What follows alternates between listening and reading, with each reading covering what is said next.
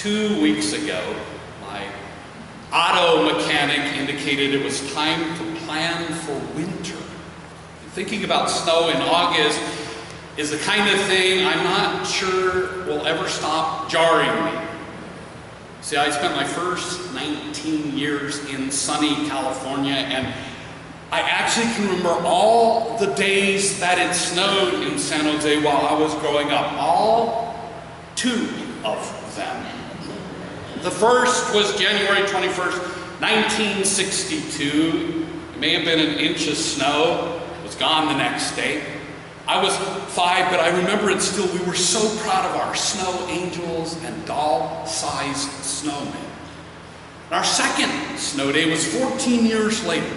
I was a freshman at San Jose City College. It was February 5th, 1976, and it is the last snow on record in San Jose. And the official measurements have it at a whopping ½ inch of snowfall. One of my high school friends' moms actually still has a snowball in her freezer from the blizzard of '76. And every 10-year anniversary of the ½ inch blizzard, I kid you not, the San Jose news people come to her house and do a story about the snowball. And with only 2 days of snow to my name as a kid, unlike a lot of you, I had only one chance to drive in the snow, the ½ inch blizzard of 1976. And as luck would have it, I rode my bike instead. And so I grew up with no snow driving experience. And as you might have guessed by my lack of snow expertise, I have had some interesting adventures here in Ohio where a ½ inch of snow is basically considered frost. So far, the worst adventure I've had with snow, though, was not in Ohio, but in Oregon. It didn't snow a lot on the Oregon coast, maybe 2 weeks a year, but it did get cold weeks on end, and every 7 years ago or so, the nearby lake, about the size of Apple Valley Lake, would freeze completely over. During our first snow there, a friend called and said the lake was frozen over and I had to go out and see it. So I drove to a hillside park that overlooked the lake. And I want to emphasize hillside. The snowy, unplowed road went down to the lake's boat launch. In other words, the road was a straight, steep shot into the lake. And as soon as I crossed the hill on the downward slope on that road, I hit ice. Had I not been oohing and awing at the lake, I might have noticed the neighborhood kids sledding and sliding down and around the road, and maybe what next could have been avoided. See, my car with me in it went into an unintentional and uncontrolled slide headed straight to the lake. And I have no recollection of how it happened, but the car shifted so that on the slide the driver's door faced the lake. And this meant that I couldn't bail out without being run over by the car. And I couldn't climb out the passenger side because the angle was way too steep. I was on my way to a cold and most possibly deadly dunk in the lake. But I did, however, have the presence of mind to roll the window down and tell the children who were sliding and sledding and calling out to me on the downslope side of the car to get out of the way. And one of them asked how come I was sliding my car into the lake. And I actually recall answering, I'm not. Move out of the way. And I'm pretty sure the kid yelled back, we were here first, you move out of the way. My scary slide in that car came to a slightly flat stop on the road, not far from the lake.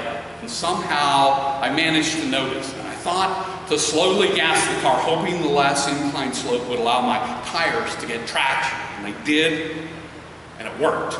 And I was able to get over to a bigger flat area and stop the car maybe 20 feet from the lake. I was so happy to have survived, as well as to have avoided the news headlines in the paper that kept going over my head. Lame-headed lawyer lands Lamans in lake, services held Tuesday. Had I actually gone into the lake. Some pastors might have argued it was God getting me for being a lawyer, or a feminist, or a gay rights advocate, or maybe a bit of each.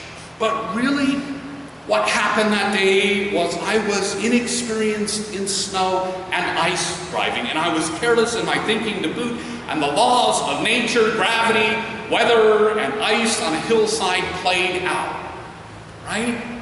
We can see that in the retelling. God was not pulling strings to send me into the icy waters of a lake, and I didn't foil God's plan by making a deal with the devil. The laws of nature did what they do. And as a human being, I did what humans do. I made a mistake. And then I reacted and made choices trying to obtain the best outcome of a bad situation, like shooing kids out of harm's way and not completely panicking and using my head to escape danger and, thankfully, terrible headlines.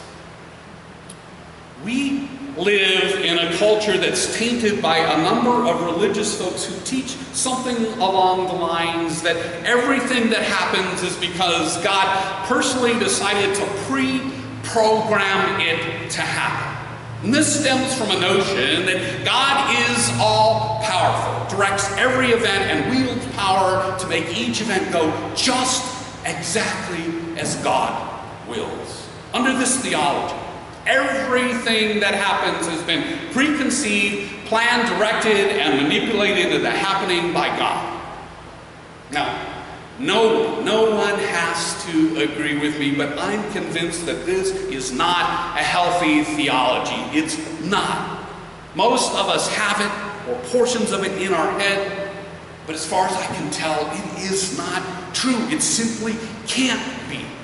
In a word, it's illogical. First of all, it denies our experiences and knowledge that laws of nature apply without subjectivity. Gravity and friction and frozen ice cause heavy cars to slide downhill and cold water to drown and freeze people. There's no intent to do so.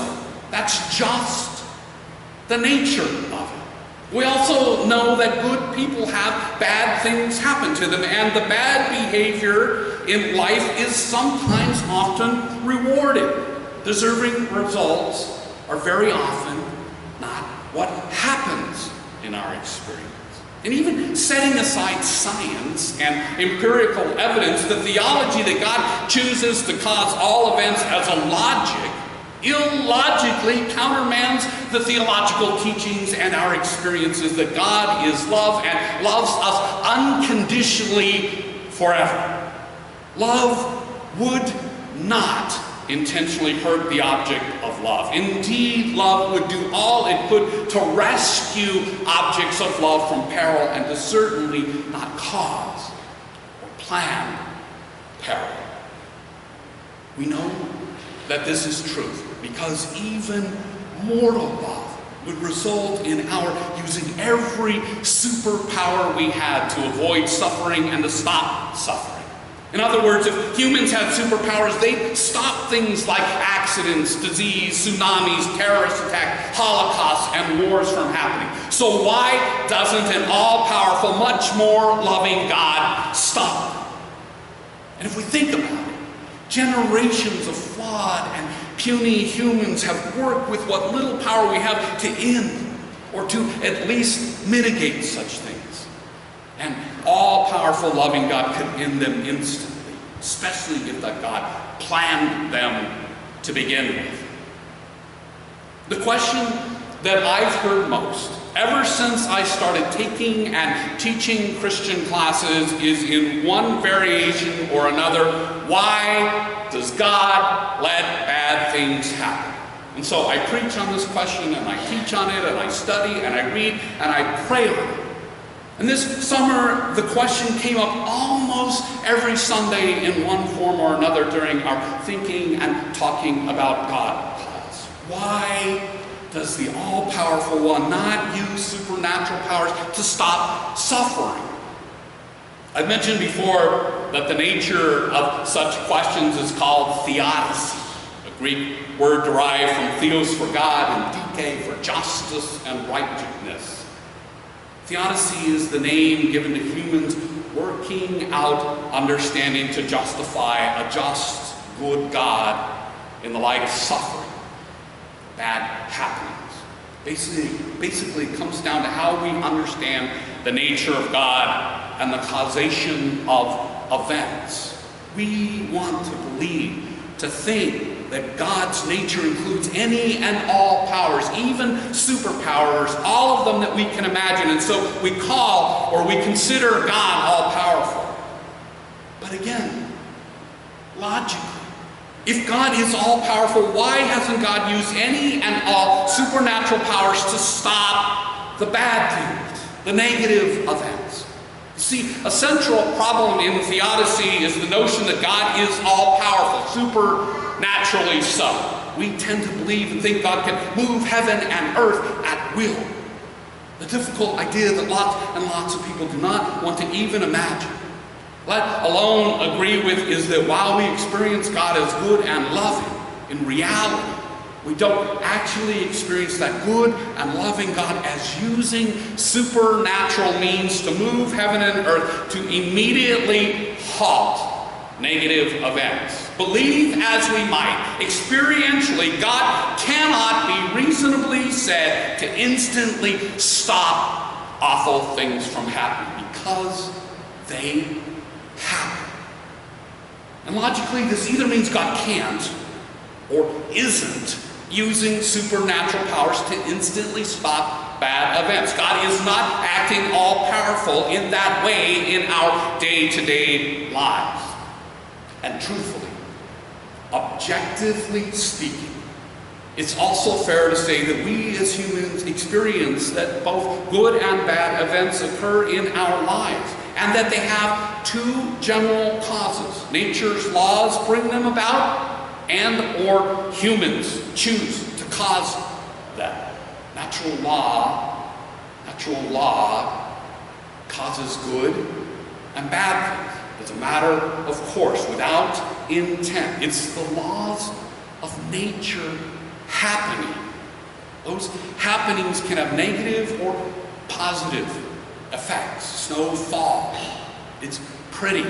It replenishes water supplies and kids play in it. Snow falls and people also slip, are in car accidents, and freeze to death.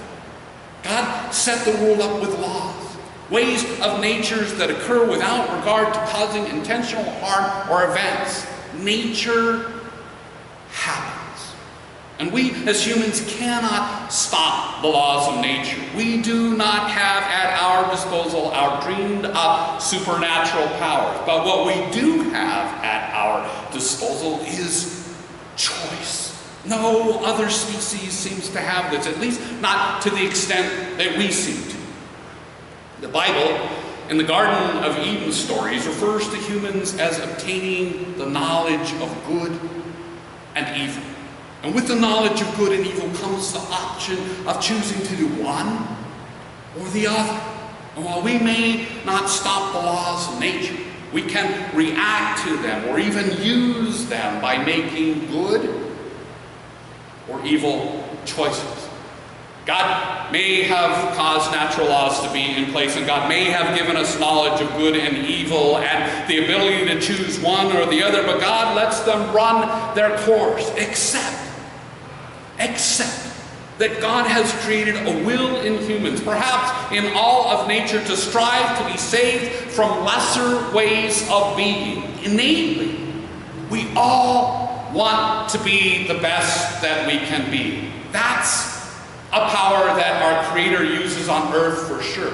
It's pretty hard to deny the will for betterment exists. Empirically, we experience it. If we listen, there's a continuing beckoning in each moment of every life to make the best of it and make the best of our being, alone and together.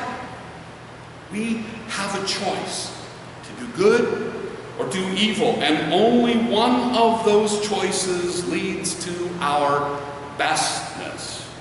And that's what Jesus can be heard to be teaching in the lesson today. He's addressing dietary rules as not relevant to our bestness. He's pointing out it's our heart's choices that are what defile. Listen to me, all of you, and understand there is nothing outside a person that by going in can defile, but the things that come out are what defile. It is what comes out of a person that defiles. For it is from within, from the human heart, the evil intentions come. Fornication, theft, murder, adultery, avarice, wickedness, deceit, licentiousness, envy, slander, pride, folly. All these evil things come from within, and they defile a person. This is so important. When bad things happen, it's not the devil playing with us. It's not God getting us for some infraction, known or unknown. What it is one of two things: a natural event or a human choice that we got caught up in. Humans cannot really alter natural laws. What we can do is affect human choices. We can defile our lives, other lives, or creation by our choices, what comes from within, or we can act on God's forever call to bestness and save us and others from lesser ways of being. The religious rules that don't address what is within us, what lies within and comes out of our heart, are immaterial to Jesus' way. What matters is what lies in our heart and what we do from our heart, what choices we make and put into action. And of course, Jesus taught us how to make the right choice and what action to take. It's not about choices that affect natural events. It's about choices that affect our conduct to better us individually and collectively. The right choice in all that Jesus taught, we hear almost every week here, is to love. It is that simple. Love, the desire for well-being put into action.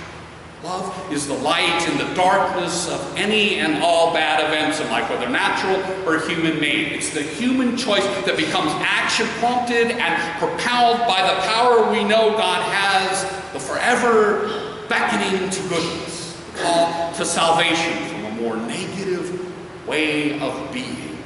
To choose love is to provide God's power to positively affect life. We can even bring about positive effects from negative events by our choice. We can affect well-being. And over time, we can even work to stop or lessen negative events like accidents, disease, tsunamis, terrorist attacks, Holocaust, and wars. Remarkably, God has empowered us to mitigate or even stop negative events. The good news is that through our love, God works miracles.